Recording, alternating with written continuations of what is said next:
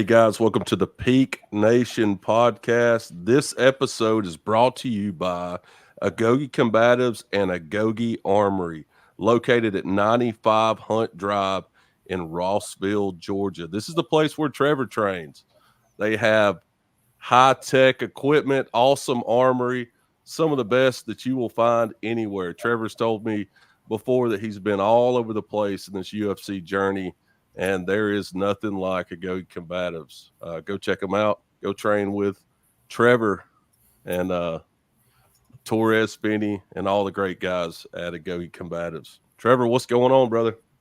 Not a whole lot, man. Just dialing everything in. We finally signed a contract, so I'm looking to get back in there here in roughly around 10 weeks. So I've got a good amount of time to get ready, man. I'm excited about it, and I like the matchup. So we're going to put together a good plan and go in there and dominate. Awesome. So that's that you heard it here first. Peak Nation podcast. Trevor, who is the matchup and what's the date set? They've set me in Las Vegas, Apex, April 6th against Charlie the Cannibal Campbell. So it's a good fight, man. I'm undefeated in the Apex. I mean, I've got a little bit of a chip on my shoulder fighting in Las Vegas, man. It's almost like my second home now. You know, we've built some between all the times we've built some good relationships and got some good gyms. We can go get some good training in that. And, you know, we obviously got access to the Performance Institution while we're out there. So I'm just excited about it, man. I ain't real crazy about old Charlie though, dude. Well, I've been watching a good bit of film on him and stuff, man. And just his interviews, man. He's just such a cringy guy. I don't know, Kyle. I can't get behind a cringy person. He's very cringy, man. He's been knocked out in the Apex. I mean, you know, he had a Contender Series fights against Chris Duncan, and you know, he was whooping Duncan for the most part of the fight, and then there at the end, you know, he got slept. So I'm undefeated in the Apex. He is not. So I've got a little bit of a chip on my shoulder, but you know, I do like the crowd. You know, I'm gonna miss the arena, man. I've got that arena stuff that's really grown on me, you know. I mean, well, you've seen the regional scene, man. I always had a big crowd, and then, you know, now they've let me get in front of that UFC crowd a couple of times, and I'm gonna miss it. But at the same time, like, the Apex allows me to be more calm. I feel like that I start hearing peak chants or boos or something, man, I'll just get a little bit chaotic in there. So I do believe with the style of fight that I'm gonna need to fight against this particular, you know, guy, that I do think it'll probably benefit me being there and being able to keep my composure and, you know, just hopefully not get too wild. But he's clean, Kyle. I'm sure you've probably watched him. We've talked for a few days about him, you know, but he's a super clean fighter. But I also haven't seen him fight off of the back foot yet. And I know if somebody's going to get in there with me, they're going to have to test out their skills on the back feet. So we'll see how he does with it. Yeah, being a Southern guy, I know that it's not I'm sure it's not hard for you to get up to fight a guy from New York City or from New York. You know, the South will rise again. Yeah, no, man, I'm excited about it. You know, he trains with Matt Serra, Ray Longo, and all them. So he's got a big gym and a good team behind him and stuff, man. So I feel like, you know, and he's been on big podcasts with like John Anik, Kenny Florian, and people like that. So he's pretty well known. So we get to, you know, put our gym up against a well-known gym. So I'm excited for, you know, Matt and Sterling, Jeff, everybody here at Agogi to, you know, be able to. We're getting into the bigger world now, man. It only gets harder from here. Yeah, here's another thing. Not only fighting off the back foot, there was something I was thinking about when you told me the Charlie Campbell matchup, and I watched a lot on him. I watched his cringy interviews and all that. But one thing I thought was, you know, one of Dana's favorite things to say is you kill what you eat in the UFC.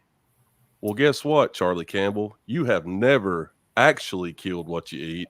Trevor Peak and these guys down south have killed what we eat. We have done that before. We know what that's like. It's not just a saying, you know.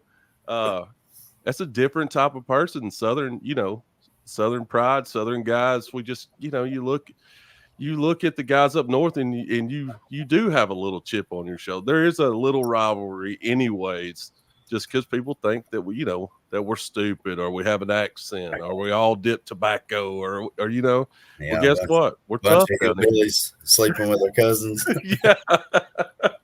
Yeah. But the best fighters, I believe, since I've been on the regional scene in the Southeast, are guys from the Southeast. Man, they're tough, they're gritty. And our main guy, our shining light right now, getting on to the UFC stage is you, brother. So you get to show these Yankees what it's all about. Yeah, man, I agree. These Southern boys are different. I wish, man, like back up there where I'm from, up on Sand Mountain, man. There's not any wrestling programs up there, dude.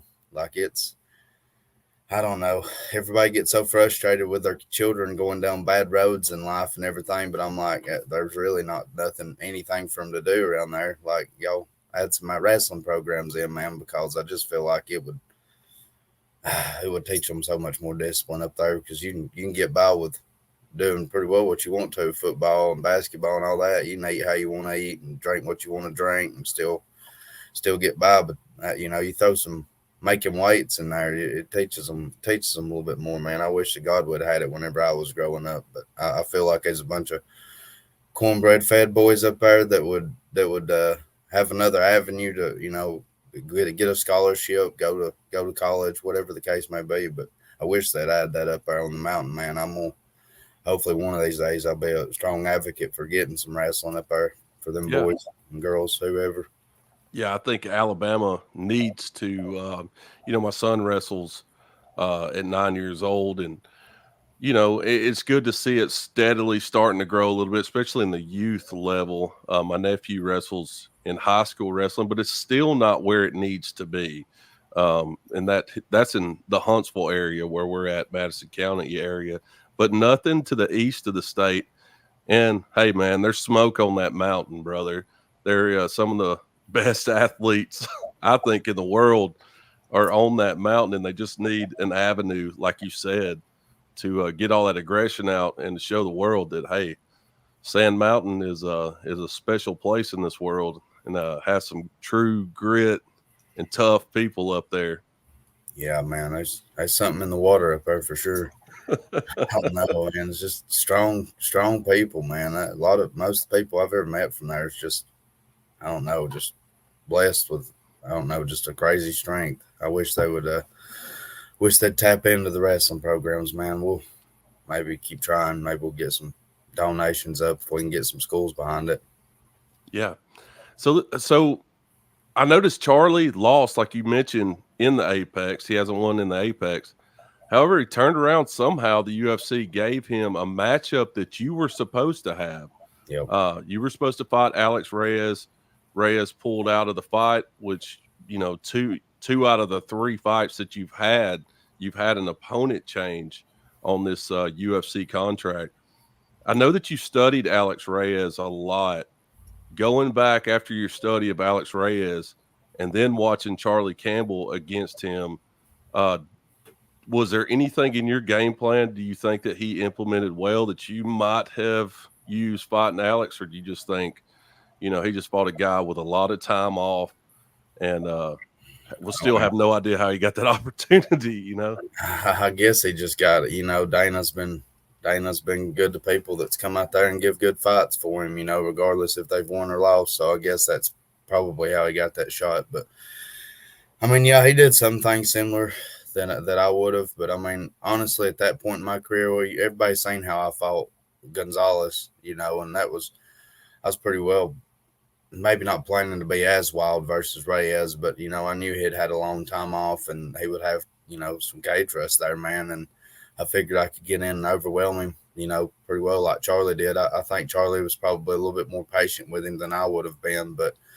Charlie also just got knocked out in his contender series. So, he probably was in his head to be more cautious and not get too overzealous and try to be more patient in his game plan versus Reyes. But yeah, I mean, I think I I actually caught the very tail end of that fight. I was in Las Vegas at the UFC No Show event, and I caught the very, very end of it whenever he was actually finishing Reyes. And I mean, I didn't know nothing about Charlie. I just knew Reyes had got knocked out, and I mean, I was like, well, there went. I'd done the same thing. That's kind of what I thought. But I'm glad that fight fell through, man. I actually had a little bit of a. I just didn't really want to fight Reyes. I didn't get excited for that fight the whole camp. And after they switched it to Gonzalez, I was like, man, I get to unleash on this guy. But, Yeah. but And yeah, Gonzalez brought that out of you too. The little trash talking on social media and stuff like that.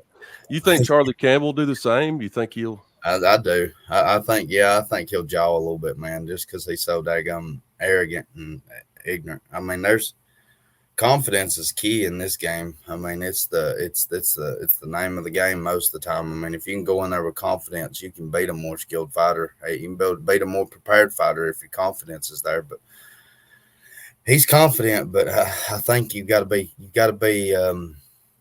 be cautious of delusion, mixing delusion and confidence together. And I feel like he's a little bit delusional because he's fixing to get slept by definitely not the best fighter in the world. I mean, I'm not going to sit here and I don't think I'll ever say I'm the best fighter in the world. And he's already telling people he's the best in the world. And it's real ignorant and cringy to me. And I can't stand it. He'll never say that again after the sixth. Yeah. Well, I mean, you have two of the qualities that you can't coach that makes the best fighter in the world. You have, a chin and you have power. So, brother, I mean, you're very well on your way to being the best fighter on the world. Charlie, we've seen his chin tested, and so we'll have to see.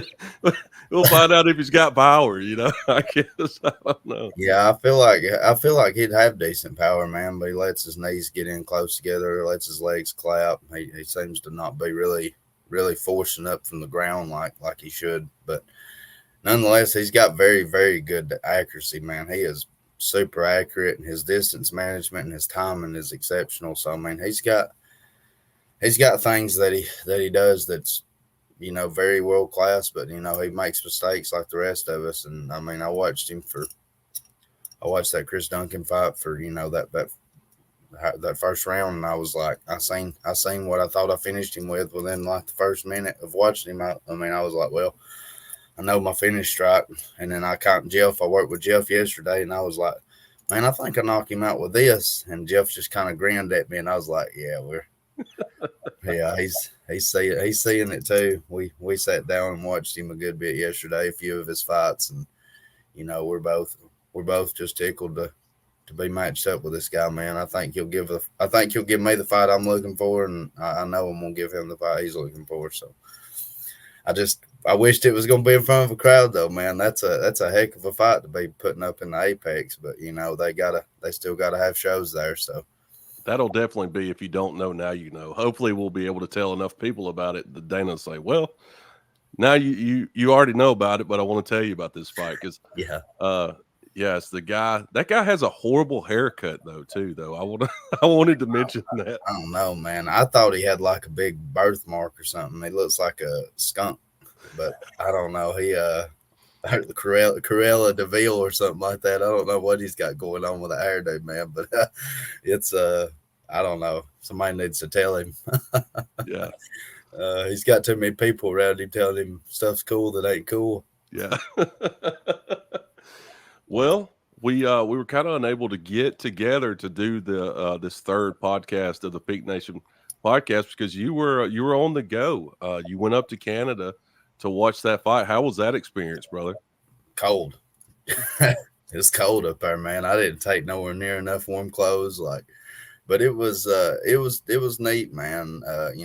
Went up there with a good friend of mine, Johnny Jones. Johnny helps take care of me through all this stuff, man. I mean, I couldn't do anything that I've got going on without his help, man. He helps feed me and just all kinds of stuff. The list goes on and on at the stuff that guy does for me. But we went up there, man, and him and I had a good old time.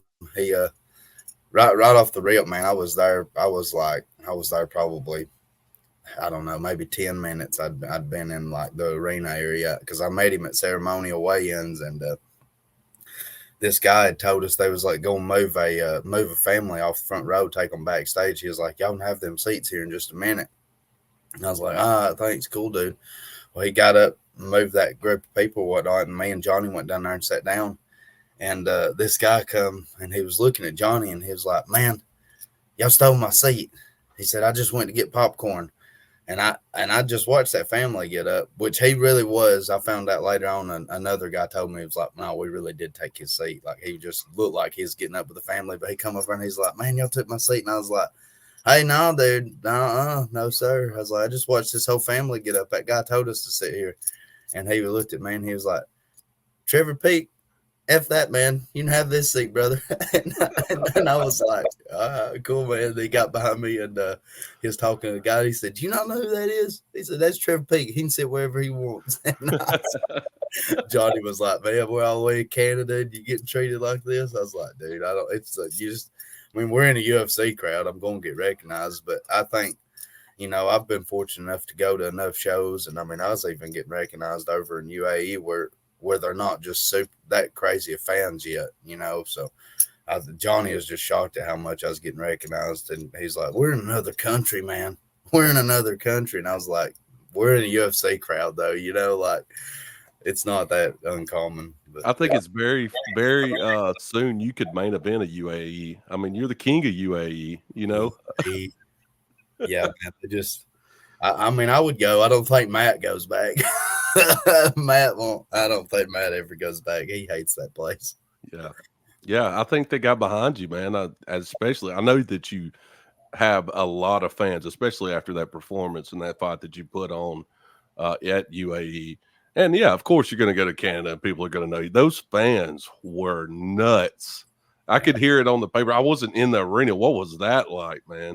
They was pretty rowdy, man. And they had a rough night too. I think their fighters went like, I can't remember. They had like 7 fighters, and I think they won maybe 2 that night. But they had a rough night, but they was still electric in that place, man. I was shocked. I didn't realize Canada was, which I mean, I guess I should have realized it with GSP and all the old Rory and all them guys, man. But like, they was pretty big, man. They was pretty big. Yeah. So how, the main event went on, Duplessis and Strickland. I watched that fight. Matter of fact, I watched it that night. Little depressed after it was over with. I got up the next morning and watched it again with my wife. Actually, I think I watched it twice the next day. I just don't see how they saw that Duplessis beat Strickland. How did you feel about that fight? Man, I mean, it's one of them fights. I mean, I guess obviously I'm biased because I mean, I freaking love Sean, but like, we always say things like, if you want to be the champ, you got to beat the champ. And I would hate to get beat as the champion like that, man. Nothing that I felt like Duplessis done was, just strong enough to really convince everyone that he was the man that night, that he should walk out with the gold. But, and I don't know at what point us scoring these fights, like, I don't know why takedowns mean so much if nothing's done with them. Like we score these like, oh, he got a takedown. He won that round with a takedown. I'm like, dude, he literally was up within 10, 15 seconds and he didn't land a strike. He didn't have a submission attempt. He had little over 2 minutes total control time. Like, there just wasn't anything done that was dominant fashion on Duplessis' end, even with his takedowns, man. So it was, I know the particular angle I was sitting at, at the event, like I had a guy sitting in front of me and then I had like the cage door and stuff. So like I was really close, but I'd say I seen some of the better shots, the more effective shots that I seen personally was by Duplessis. But I mean, at the end of the fight, you can look at both of them. I know some of us are tough skinned than others and we wear our punches better, but like, dude, Drakus looked pretty rough, man. He looked pretty rough. Yeah, I thought Sean did a really good job. And this is me coming from a fan's perspective. I thought he did a really good job. I thought he checked almost every leg kick that was thrown. It was very hard for Duplessis to punch him. I thought that Sean's jab was phenomenal.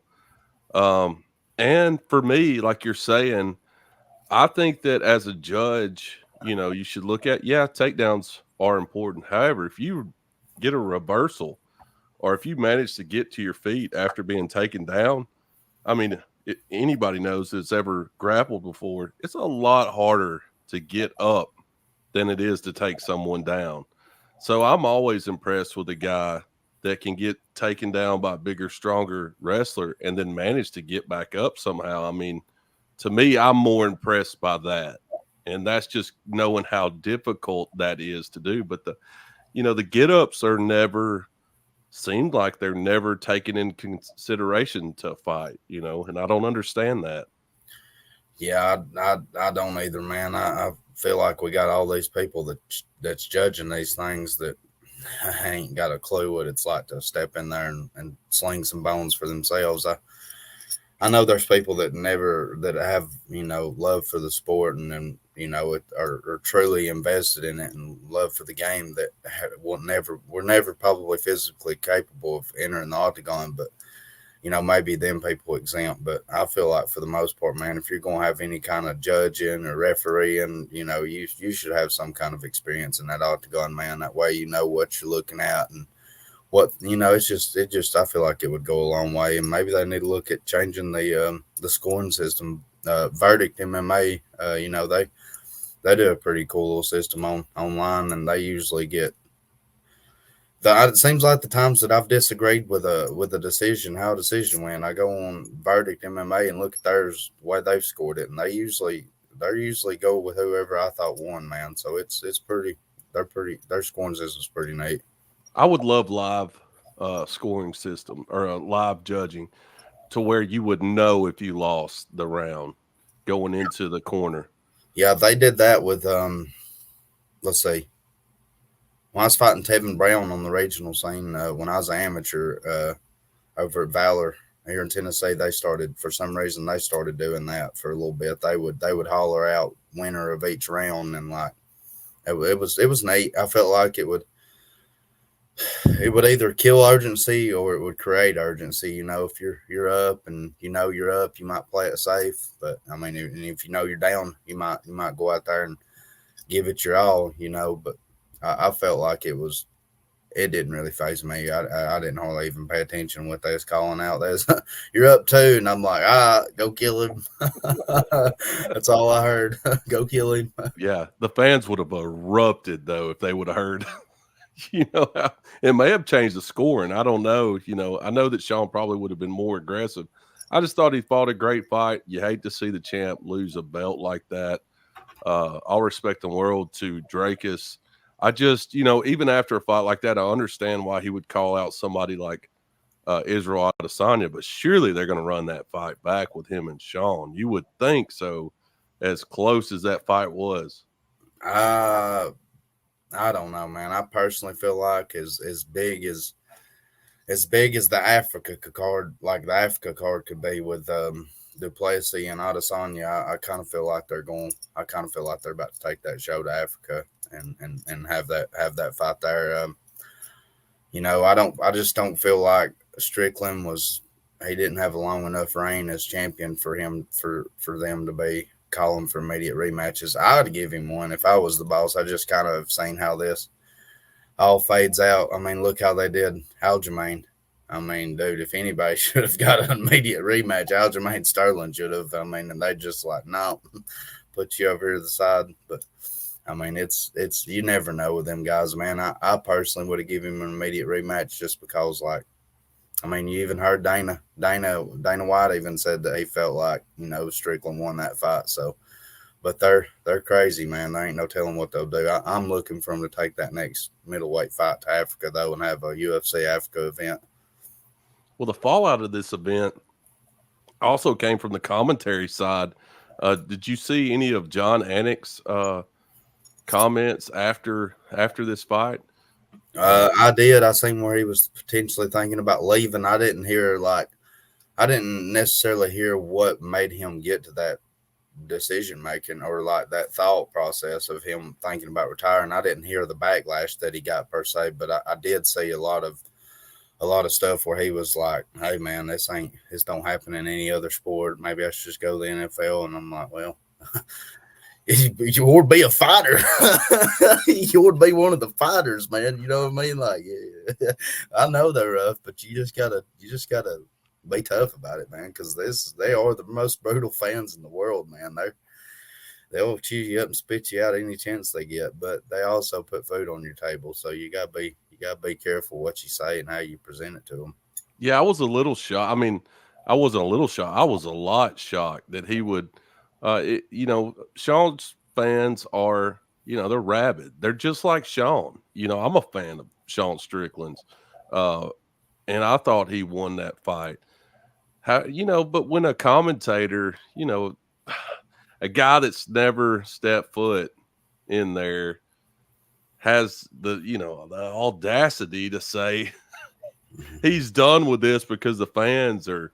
He called the fans the lowest common denominator, and he used some words. First off, he said he was 45 years of age.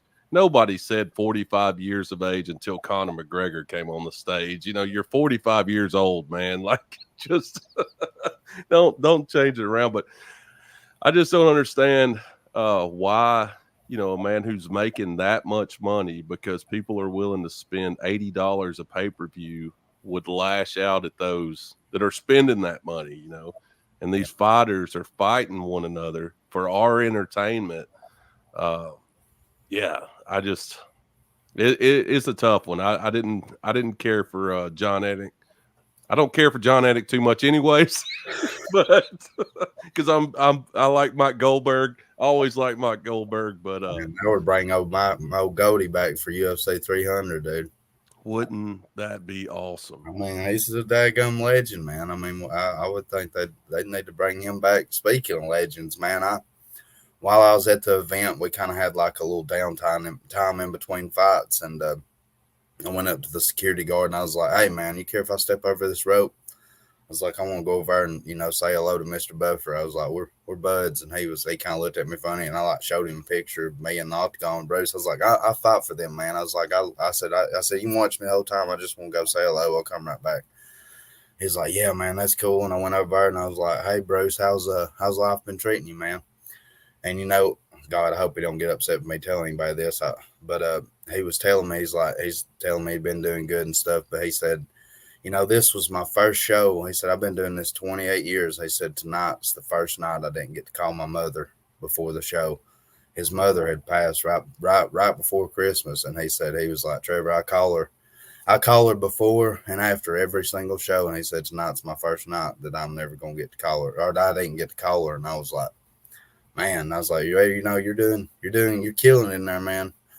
Prayers your way. And he was like, "Nah, man, she lived a beautiful life. Like, I appreciate your prayers." But he didn't seem too upset about it. But the world didn't know, Yeah. so shout out to Bruce Buffer for being the daggum legend he is and going out there and getting the job done and not letting anybody in the world ever know anything was wrong, man. That's what a professional is. I mean, you gotta do your job even when you don't want to, man. So I thought that was real cool to see, man. I was probably one of maybe 3 or 4 people in that building that even knew that about Bruce. And I thought that was real special to be able to see him power through it like he did. Well, he has a special relationship with you. You know, you were one of the few that he's ever given that card to, and just for you to be in tune with, just that moment that, hey, I need to go talk to Bruce. He probably needed that, Trevor. He probably needed to see Trevor Peak at that time, just to help him power through that. He's a professional, but it was probably nice to see you and to get those words of encouragement that you shot his way, man. It's this business. There's real ones. They say real recognize real, and Bruce Buffer is definitely one of the real ones in this business. Oh, I think it's hilarious listening about him and Frank Trick fighting in the elevator. You ever heard that story? yeah. I reckon he decked old Frank. Goldie was in the elevator with him, and Really? he was Dude. he was telling me the story. It's funny that we've gone from that where a fighter and the ring announcer are fighting in an elevator. No one hears about it until Fight Lore, and then they start telling the story. To where we have now, where a guy's crying on the internet because the fans are being too hard on him. Yeah, man. Like, come on, man. Like, wow, the good old days, man. There's probably stuff that's going on that nobody, and I will tell you that I know a couple guys that worked for Dana and Lorenzo and Frank early on, and they're like, man, we just don't talk about the things that went on behind the curtain. Like, we just have enough respect for this company. We have enough respect for each other. Like, if we had beef with one another or if something crazy happened, we just keep it to ourselves. We don't go to TMZ. We don't, uh, knock the other guy. And it's just a different time. Now, do I love the sport? Yes. Is it a $4 billion company? Probably $8 billion now. Yes. But I do miss the good old days, Yeah, man. I wish I'd have been a fan during the good old days. Everything I've ever seen whenever the Ultimate Fighter started, it looked like a whole journey in itself, man. I wish I could have been a part of it then. I'm just thankful to be a part of it now, but I do agree with you, man. Just from the old clips that I've seen, I'm like, man, they was raw back in the old days, son. They was just freaking raw, man. I mean, I love that rawness. Yeah. Well, speaking of a commentator or anybody on this side of the business, kind of, I did something this week, man, that I've never done, and I'm not going to mention this fighter's name at all. I got into it with a fighter, man, over a matchup, and I feel horrible. It's the first time I've ever done that in my whole career, man. Like, I have so much respect for you guys. I know my place. I know you guys will demolish me. Like, there's no, but I wanted to get your opinion of this, man. A guy reached out to me, wanted a debut with the company, and so yeah, I offered him a matchup. This was a guy that had, I can say his record. I'm not going to say his name. He had 12 fights as an amateur, where he won most of them. I'm not even going to say how many he won because I don't want to give it away. Don't get too much now, my God. Yeah, what was that record?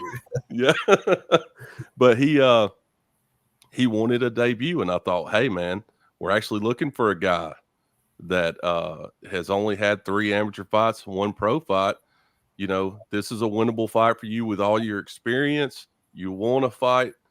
Do you want this fight? And the guy came back and basically told me, no, not for my pro debut fight. I want to know that I'm going to win coming into my pro debut. And I was like, are you serious, man? Like, man, that's, we don't do, yeah, we're not doing bum fights, man. Like, I think that you have the experience edge on this guy, even though you don't have a pro fight and he has 1 pro fight. But brother, like, you're not going to get anywhere if you're not willing to. I've got no respect for it, man. I don't. I have 0 respect for it. I mean, I understand if people getting slumps, man, and they need to pick me up and they need to get their mind right and get back on the right track. But it just blows my mind the level that people's willing to go to try to secure a win. I'm like, I don't understand it, man. I mean, I've seen that on the regional scene so bad. I've seen people try to pay for their opponent's medicals and all kinds of stuff, give them some of their purse just to get them to fight. And I'm like, I've got one boy in particular, man. He sends me his fight posters all the time. Hey, bro, please share this. And I'm like, no, you're not fighting anybody. I'm not sharing. So I'm not sharing you fighting a daggum tin can. I'm not. I refuse. I won't do it, man. It just blows my mind. I mean, since I started doing this stuff, man, I always wanted to be the guy. I mean, I made my pro debut. I mean, I debuted against the guy that everybody in the state was dodging, and it's just so. I mean, I've built up my resume and trying to prove that I was the guy, man. And the things that I went through, the training camps I had, being stuck in my grandfather's shed by myself during my whole first year of my pro career. I mean, there was so much that I went through that, like, if you want my respect in the game, you better be fighting somebody that's worthy to fight. Because I ain't giving you my respect if you be going in there and fighting a tin can. You ain't getting mine. I mean, Yeah. point blank. So And yeah, that guy just don't need to be fighting, man. I don't think he needs to be fighting, man. well, he kind of threw a little disrespect at me too, and that's when I told him I was like, bud, I will if you give me that much respect, and if I respect you, I will do everything I can. I'll get on the phone. I'll send messages to anybody I can find. Like if you can show me that you want it, and he said, I got a manager. I said, I'm not trying to manage you, brother. I'm trying to help you. I'm not trying to take your money, man. I'm trying to help you. I want to see this region grow. That's what I want to see, brother. And yeah, it was just disappointing. I know that there are really good guys that can't get matchups and eventually have to fight an opponent that, not that they necessarily don't want to fight because of these matchups. So it works both ways. But to have a guy just come out and tell me, "No, man, I want to fight a bum that I know that I can." I'm like, "Dude, there's no way I'm going to do that. I'm not going to send somebody out there to get hurt in front of their family that I know can't win a fight. This isn't a circus, man. This isn't the Colosseums in Rome. I will Should never do that. You should told him to go wrestle. You know what I mean? Like, I mean, if you want to for sure go wrestle. I mean, I ain't trying to disrespect them guys. They're athletes too, but I mean, that's the only thing similar that I know of that's scripted that you can get a guarantee. Yeah. Yeah, just disappointed. Trevor, you're dude, you are one of a kind. A lot of your fights, especially on the regional scene, you came in as an underdog and you were willing to take all comers. You fought at 185 for a large portion of your early career, which now you're a 155er. It's just hard, guys say they want to be Trevor Peak and they want to be where Trevor Peak is. Well, if you want to be where Trevor Peak is, you gotta you gotta put them Trevor Peak shoes on, and you'll find out real quick that they're a lot bigger than what you might think, man. A lot harder to wear them shoes. Uh, but yeah, that's just a message to guys. And me personally, I would never dare. I know what a great fighter and a great person Trevor is.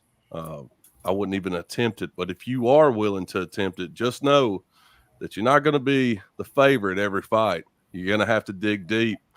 And if you Yeah, want to get to the top, get ready to daggum bite down, man. Ready to yeah, bite down. Yeah, I was an underdog a lot, man, a whole lot. But I loved it. I mean, I always loved being an underdog, man. It just feel like you got something to prove. Going in there with being an underdog, man, you gotta get to prove everybody wrong.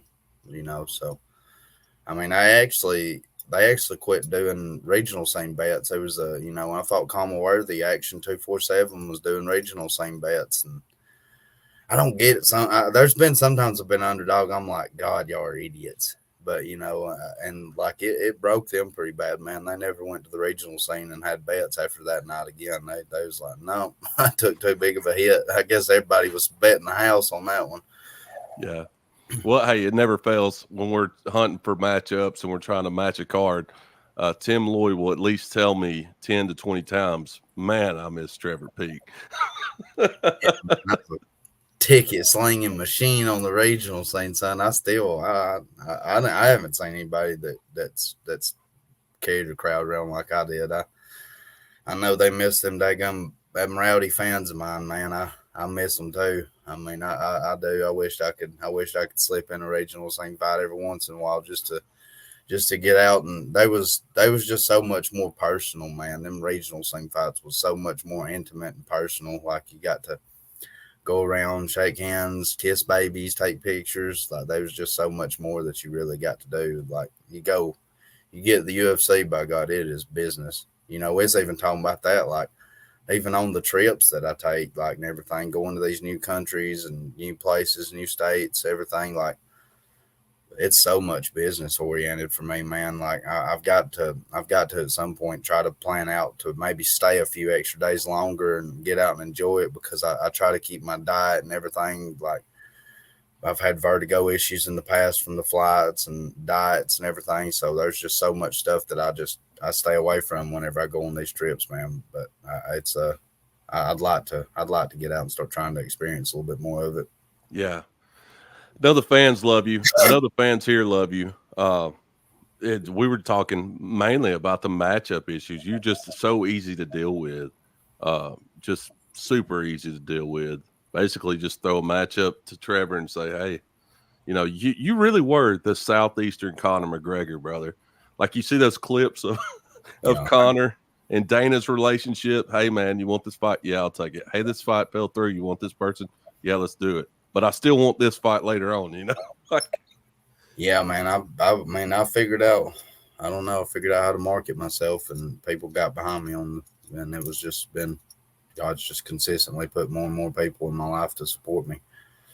But yeah, it's I do kind of feel the same, man. I kind of paved the way for a lot of things on the regional scene around here, anyways. But I gave a lot of people a blueprint, man.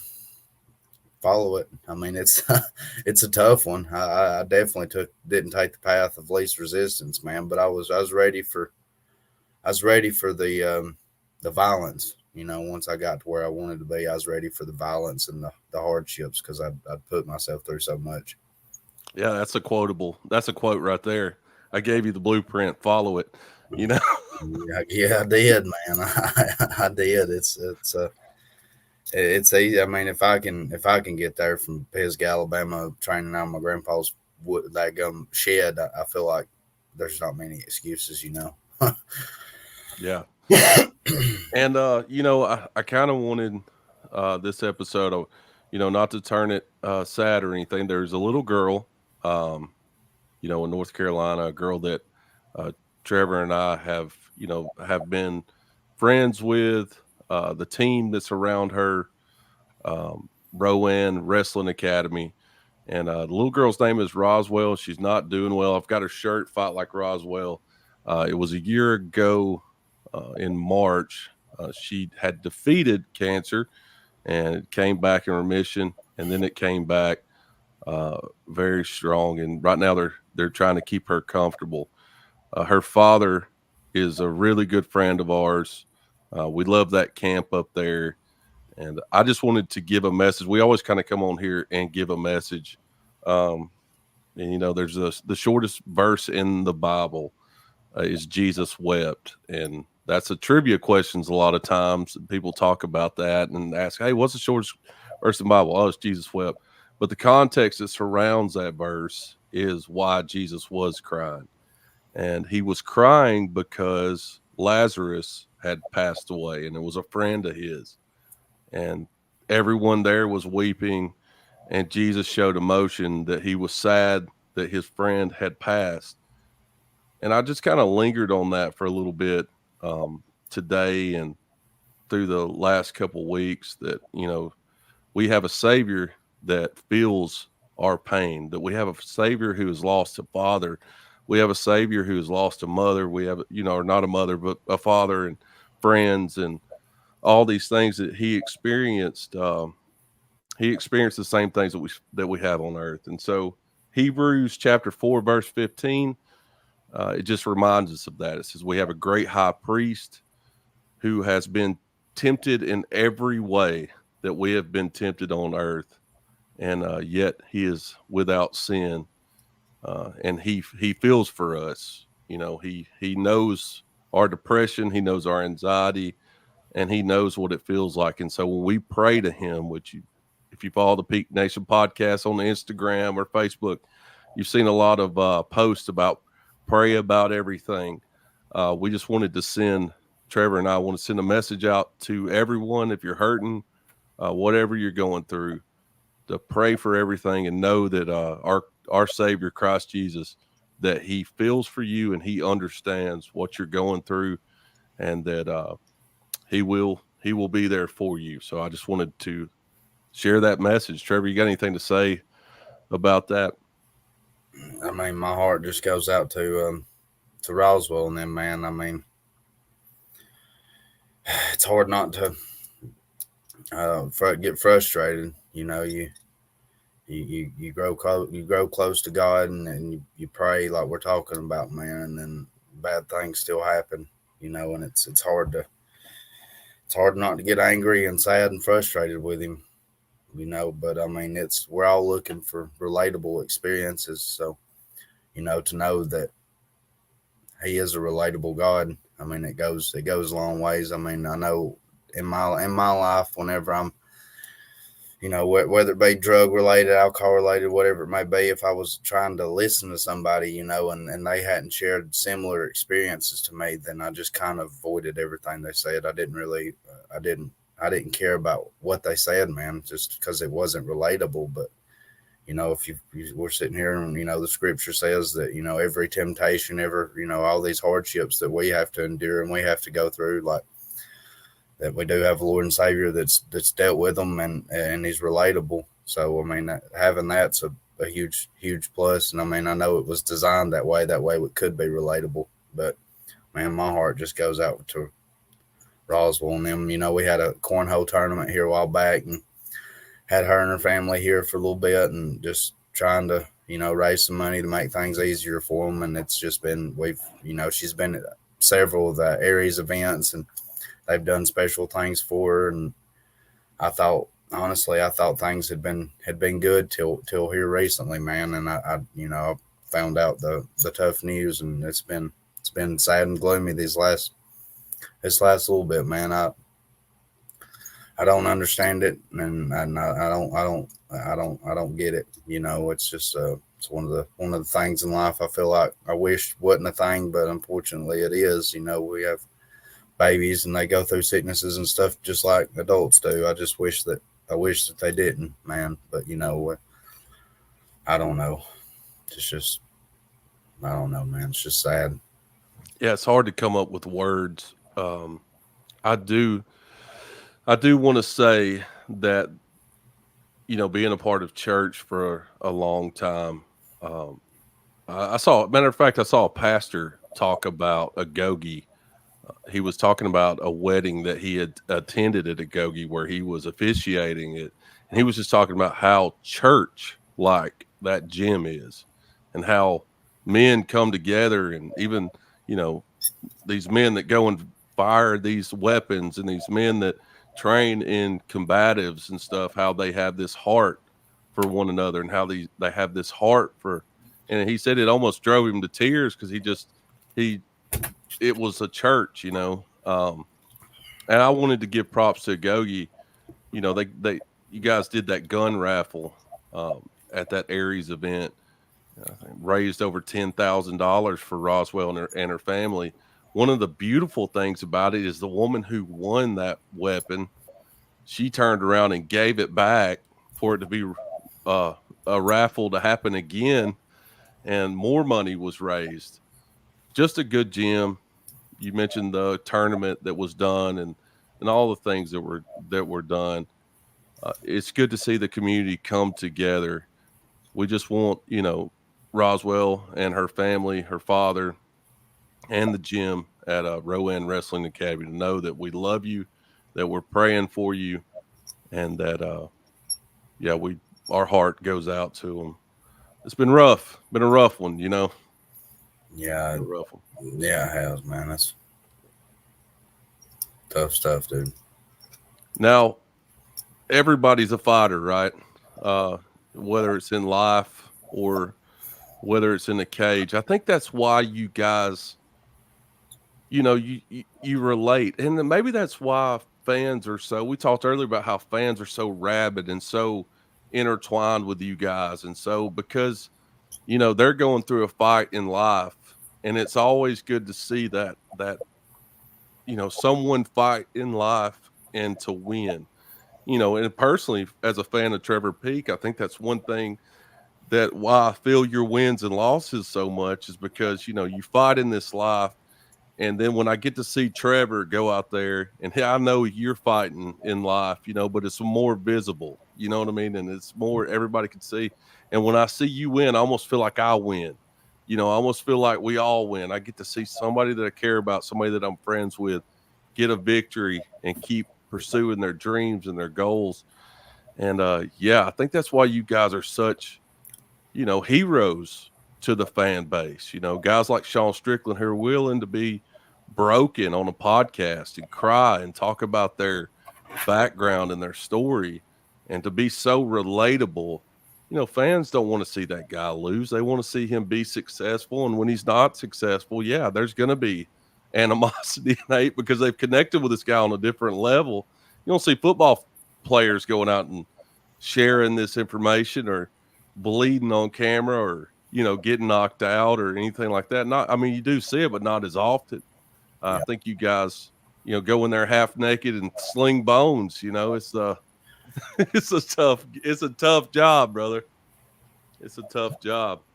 So to those fans, man, what do you have to say as a reason to fight, a reason to keep going on, man? I know you've dealt with your battles. What kept you driving? What kept you going and pushing forward? Definitely the fans, man. That's real stuff. There's fighters that do this stuff for different purposes. I ain't going to sit here and act like that I don't need money and that it ain't putting food on my table. But man, there's been sometimes this stuff's been so tough and just had so much stuff going on that I just wanted to quit and I didn't. And that's all. The sponsors that's helped taking care of me, is people that supported me through their businesses, and just the kids, man. God. Probably the kids has been a big part of it. Me staying in this is anything, man. Just giving these people something to believe in, And I ain't, like I said, I've said this before, man. I ain't nothing to believe in really, but I try to be, and just show somebody that they can do something from back home, man. You ain't got to go to bonfire to have fun, you can venture off and try to be successful.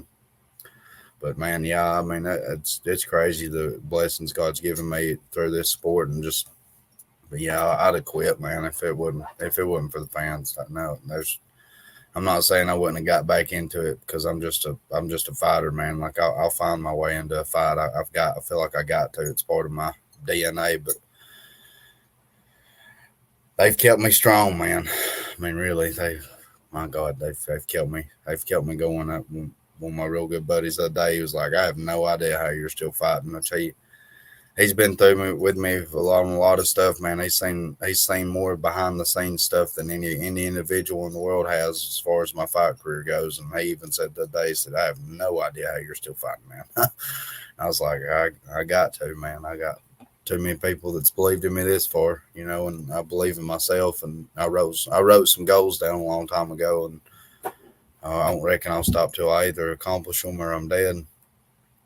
Yeah, a lot of people don't know that you battled with COVID before the biggest fight of your life at that point against Kama Worthy, that you didn't get to train.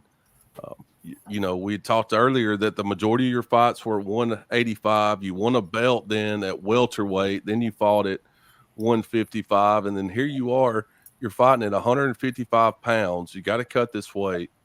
You have COVID. You could likely have pneumonia. Who knows? Pretty sure. I'm about 100% sure I had pneumonia when I fought Coma that night, man. I was rough off, dude. Anytime I got on the mats for the last 3 weeks of that camp, it was brutal, man. It was that crap sucked. At the end of my quarantine, I had COVID 3 weeks out, and then I went a week, at my grandpa's house. So the last 2 weeks, I really had to try to gain back what I lost. And the end of my quarantine, I went up to Pisgah High School and I ran wind sprints out there, and it was a cool night, man. And I'm pretty sure them wind sprints give me pneumonia, and that fight. That was brutal, man. The UFC called me that night and offered me the Malik Lewis fight, and I talked to my manager the next day, and I'm like, dude, Y'all are asking me. I had 4 weeks to get ready for that fight, and I'm like, man, I am still in such terrible shape. I was like, I just fought last night, and I said, I can't hardly breathe right now, man.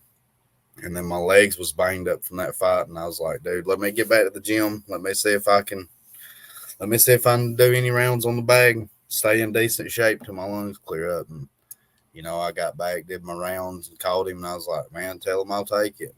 So I really rolled the dice on that fight, man. I was kind of scared to even take it because of how bad I felt, man. That was brutal, man. I had to bring out a trash can out here for me every time I did anything, man. I was in that trash can of puking. That sucked. Now we're talking about the blueprint that this is the road less traveled. Yeah, This is the one. But for your every success that you've had, there has always been. It always seems like there's a hiccup that you just blow through, that you just get through. That you have to. There's a lot more going on than just training camp and fighting. There's yeah, all sorts of issues that come, and it just seems like I was telling you the other day, brother. I've seen you overcome so many things. I know there's so many more to overcome. I know you're not at the top of the mountain yet, but I can't wait to see you get there because it's gonna happen. But it seems like every slip you have on the rock going up the mountain, you just dig your heels in and keep climbing, man.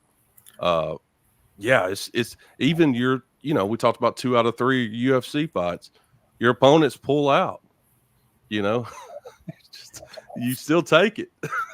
you got to, man. That's one thing. Like even a couple people I know here on the regional scene, something they get their way in day and things don't go their way, and one thing leads to another, and they end up coming home without fighting. And I'm like, boys, you better get a fight in. Like, you better get a fight in. Like, you might end up in a situation where you're like me and you're fighting in the best organization in the world, and you've got an opponent switch off in 8 days, and you talk about getting uncomfortable. Like, I'm a firm believer in, man, you only got so many training camps in your body. It ain't the fights, man. I could fight a fight every week, but it's them training camps, man. So it's if you've got a full camp in and you're at the event, it slings some bones, man. Like, Yeah. I don't know. It blows my mind sometimes. And not to get too personal, but do you think that while you're kind of in that lull, when you're kind of in that time when you don't have a fight, that you might get in your head too much, and it's almost like when you do get a fight, Trevor, you are a different person. When I know that you have a fight lined up, I know Trevor's going to be good. Like everything's going to be good, you Yeah, know. it's I don't know why I do, but after every single one of my fights, dude, life completely falls apart for me. I mean, it just I don't know, like about a month after every fight I ever fight, man, just everything falls apart, and then it's a struggle for about the next 4 to 6 weeks, and like, but yeah, once I feel like I have to have a fight lined up, man. It does. It seems like my life and everything just seems like all the gears are turning together when I got a fight lined up, man. The motor's running properly. I get too much downtime, or life gets too sporadic and scattered out, man. I don't know whether I'm coming or going, and things really start getting crazy. So yeah, it's I can always dial it in, man. I don't matter what I got going on, as long as I got something on paper and dotted line sign, I can figure out a way to get the job done, get the training in. But yeah, there's been a lot of obstacles, man. A whole lot of obstacles. And that's even relatable in life. We're kind of talking about, everybody's a fighter. I think that's one thing that your fans and that everybody in the Peak Nation can kind of look at is when life seems hectic, when it's kind of getting out of control, set a goal, set something that you want to accomplish, and don't stop until you meet that goal. And guess what? When you hit that goal, get another one, get another goal. Because if you don't, I think a lot of times, especially, you know, we've talked about it, even with myself, if I don't have something that I'm always working towards, that I'm trying to compete, then I'll be torn and pulled in so many different directions that I don't know which way to go. So I think it is important for, especially men. We get in our heads too much. We think too much. It's always good for us to have something to be chasing after, or else we won't be going anywhere. Yeah, I agree, man. I'm definitely a goal-driven person. I feel like everybody is. It's just some of us are better at setting them and achieving them, and some of us are good at thinking about them, and then putting them on the shelf. Yeah. That's I don't know. It's, it's something my dad made us do. We would, and I thought it was the dumbest thing when I was in school, but he said, I want you to write your goals down. I want you to put them on the back of your door. And every morning when you get up, that's what you're walking out to go do.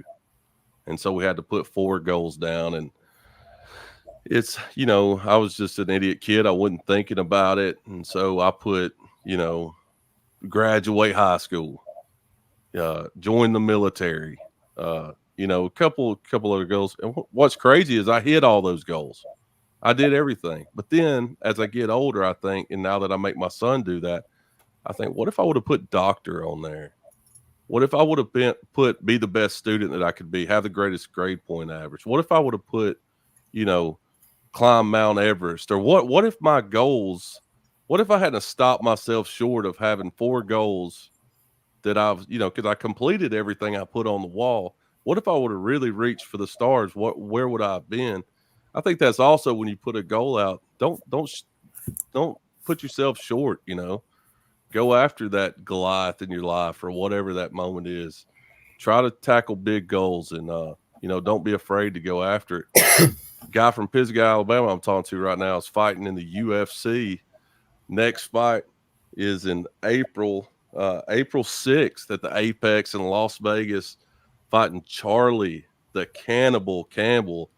Should be a great fight. It's definitely going to be one of those fights that you want to know about, that you want to watch. Charlie's going to come out. He's going to come out swinging. And we always know our guy, Trevor Peak, is going to bring the pressure. And Charlie, let's see how you fight on your back foot. I cannot wait for this fight. I'm going to see if the Apex will let me bring a bullhorn. You think they will? Bring it. Bring that thing. We need more cowbell. Bring a cowbell. I'll bring a cowbell and a bullhorn. I'll get tossed out of that place. Be like, who's that? That's Kyle. He's from Alabama, man. That's my podcast guy. Dude, I wish the tickets wasn't so daggum expensive at that place, man. I mean, my God, I think last time I fought there, I think tickets was like $1,650 or $1,700 for the floor seats and like $2,000 for the skybox. They're stupid high, man. Yeah. Hey, I didn't even go to the fight, but I enjoyed it. I enjoyed spending time with you guys.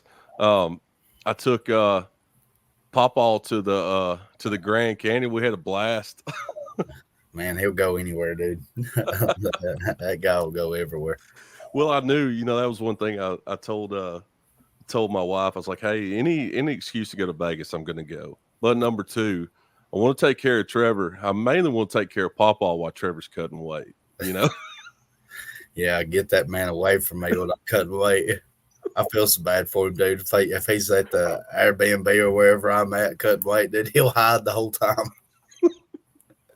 I ain't even as bad as I used to be, man, but I used to be pretty hard on him, man. I was pretty snappy and just real irritable with him, and he's scarred for life. I guess I gave him PTSD with it.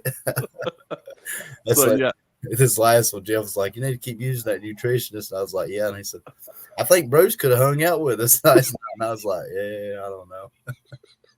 Yeah, I'll get Bruce out of the house in April. We'll go do something. I've already been to the canyon. We might go to the Hoover Dam this time. Who knows? Yeah, there you go. Yeah. Just got to keep Pawpaw from falling off of it. Nah, don't let that one fall. Oh, he's a blast. He's the best. I mean, he's the best wingman in the game, dude. He is. We had a ball. We went and ate it in and out, I think like 3 times. He loved them cheeseburgers there. He has a little old lady in UAE that he kind of he did one of them little side hugs with, and I was like, hey, I said, you can't do that over here. He's what? And I said, you can't do that over here, man. I was like, Cristiano Ronaldo just got sentenced to 76 lashes in Iran. He was like, dude, he was like ready to get back to the Airbnb after that. I was like, dude, for real, man. I was like, I know you're just a sweet old man. I was like, you can't do that. And they was like, they said something about, I said, boy, some UAE police officers would come up to get paps, man. I'd be in prison for the rest of my life over here. I'd have mopped them all down, dude. He's the sweetest old man I know, dude. I couldn't handle watching him get arrested. Oh no, heck no. Die, I'll be on my way to break him out. die in UAE. It'd be me, you, Jeff Powell. We'd all be in prison over there with Pawpaw. Be like, Bruce, how'd you get us in this? Yep, I know it, dude. All from a side hug. Hey, well, speaking of grandparents, dude, I also want to mention another sponsor. Let's give a sponsor shout out. Peak Nation podcast. Miss Pam Anderson, Pamela Lynch Anderson. She owns a shop at 3014 Cummings Highway. It's Pam's sewing shop. That's Trevor Peak's grandmother has opened a business. She is legit, great, great at sewing, great at hemming. She'll take care of you over there. Go check out her shop. Tell her that the Peak Nation sent you there. The podcast that you heard from her grandson to go check out her shop. Have you been to the shop yet? I have, man. She's got a nice little place set up. I'm just so excited for her. You know, she's been, my God, dude, she's been sewing for, my God, Kyle. That lady can sew, man. She can do it up. She's been doing it out of her house and stuff for, many, many years. And she finally got her little shop set up and just got everything going. It's super nice, man. But yeah, she can do boat cushions. I mean, literally anything with the needle, that woman can do it. She can make you a whole. She makes people whole dresses, like prom dresses, wedding dresses. Like, dude, she very, very talented, and she's very deserving of people's businesses. She's a wonderful lady. One of the best blessings I've ever been given, man. So she's cool, man. She's actually one of the captains on the Southern Belle here in Chattanooga too, man. So she drives a big boat around. She's cool. She's awesome grandmother. She always took care of you too on the regional side with your merchandise. Oh man, she's my number one shirt lady, dude, no doubt. Like she has slung the crap out of some fabric for me. I mean, she's doing it up. Yeah, she sure did. I remember when you had that straight out of Sand Mountain T-shirt, and you had the hoodies and stuff, and y'all had that event at that restaurant, and your grandmother really kind of took the reins, handing those things out, making sure everybody was happy, and so that you could take pictures with the fans and spend time with the Peak Nation. Your grandmother really took care of you. Your whole family, man, just great people. Gotta love them. Yeah, they all play a big role, man. Everybody's got their stuff they do for me, and it's man, they're super helpful. Well, guys, once again, also Agoge Combatives and Agoge Armory. That's at 95 Hunt Drive in Rossville, Georgia. Train like a pro, train with the pros. Whether you want to shoot at the range, I sent that to a buddy of mine, and he just could not believe how awesome that range was. Showed him that reel or that promo video. It's just an insanely awesome place. Great people, some of the best people. I will go ahead and say the best people that I've met in the sport of mixed martial arts are at Agoge Combatives. They take care of each other. They will take care of you, and give them your business, and be a part of the Agoge family.